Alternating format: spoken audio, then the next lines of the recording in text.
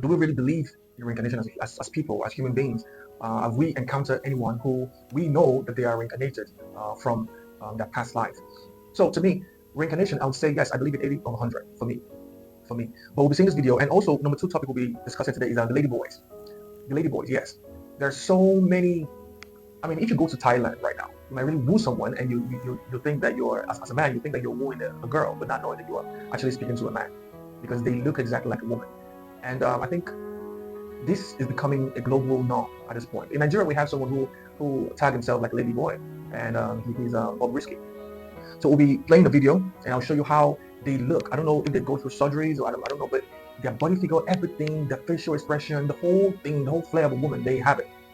Then we'll be rounding up with, watch this. Yes, перевод перевод. Перевод. Может, он очень... Может, он...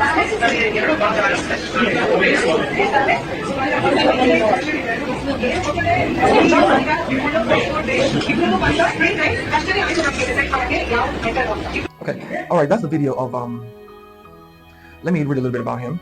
I mean, there have been stories about reincarnation, you know, some Indian teachers coming back to life after they die. But this particular one is called Kinun Lama. They found out that this master, this teacher who died, came back to life. So they were like, okay, you need to really instill this knowledge back to these young folks about his teaching when he was still alive. So his followers, his previous followers started coming, you know, to let him have that flair, like, okay, you were once like this. You were, you know, I know, and I believe the guy will be looking at the whole thing and he would believe it. And once he believes it, he would get attracted to that knowledge. And I think the same thing can be synonymous. It's just synonymous with Jesus Christ, though.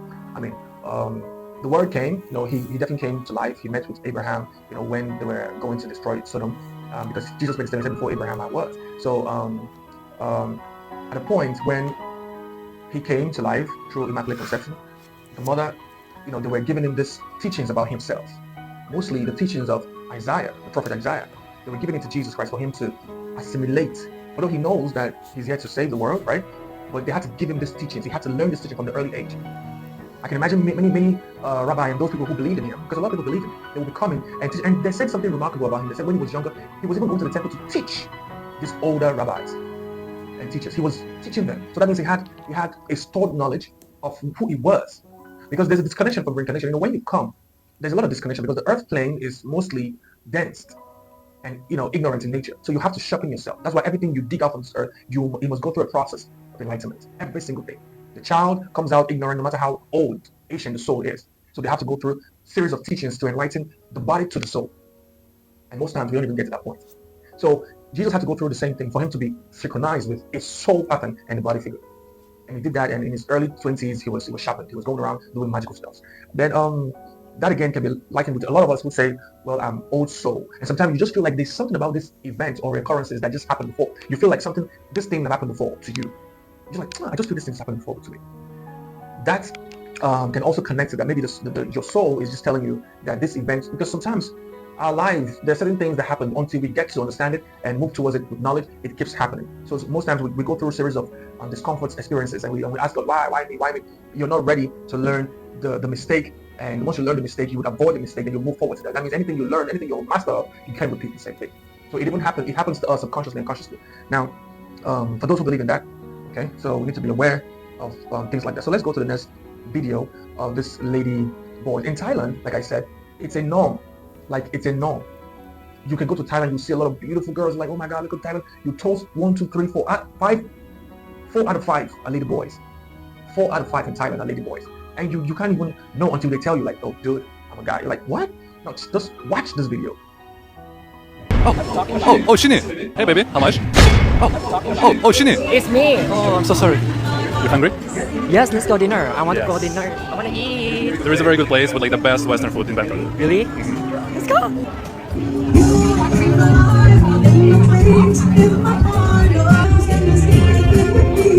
So what do you think of the food, Shinny? Oh my god, 10 out of 10. I ordered a steak medium. That is my favorite with like a mashed potato. I noticed like you're into steaks lately. Before, I feel like very skinny, right? But after I eat big. Hey, baby. Now, this is it. Would you ever think that the girl is a guy, but that's a guy. That's a lady boy. Like, looks exactly like a girl. So we have a lot of them in Thailand, and we have lots of them over here in Africa trying to learn this nonsense. I mean, there's a video. I said Africa, we don't have any connection with lesbianism or homosexuality. All these things we learned it. We copied it. Africans are just used to copy every nonsense that we see online. We copy. We're trying to live just like the West.